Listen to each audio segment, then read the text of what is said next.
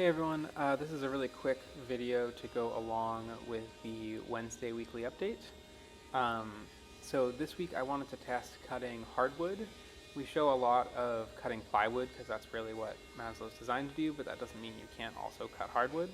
So this week I made a dish rack out of oak, and it mostly went really smoothly. You'll see there was a little hiccup right at the end, but by and large, it worked really well. I was cutting this oak. I was pretty aggressive. I was cutting this at 1800 millimeters a minute and 4 millimeter depth of cut. And yeah, it cut just fine right up until the end.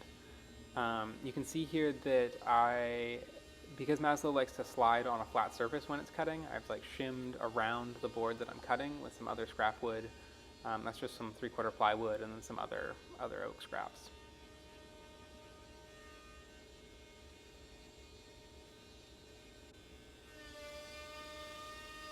The oak, as it was cutting, it made pretty different chips than plywood does.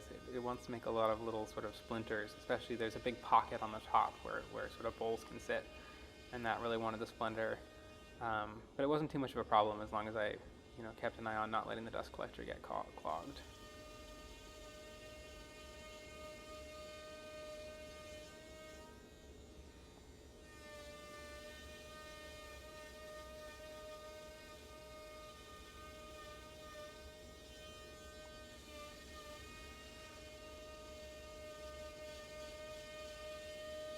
And as it was cutting these slots, it made these really fun, super thin pieces in the middle.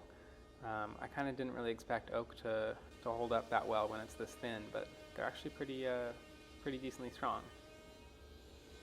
So here's where it went wrong, was right at the very end. You can see on that bottom left there. So it basically got all sort of wibbly. I didn't film it as it was happening because I was trying to figure out what was going wrong in the moment. I think that I was just pushing it a little too hard and the router bit was starting to get dull, but I am going to look into that more and I'll figure out what went wrong. And if it was a software thing, I'll fix it. And if it was just I was pushing it too hard, I will figure out why or how, and so that I can better answer people's questions in the forums when other people run into this issue. And here's how here's how the dish rack looks in person or installed. Basically, it sits above the sink. I don't have a ton of counter space, so it frees up the counter space and it just lets everything drip into the sink. I'm going to get a second one of those metal cups to hold spoons and things. And if you're wondering how it's attached, those cabinets are actually made of steel, and it's just attached with 8 of these magnets.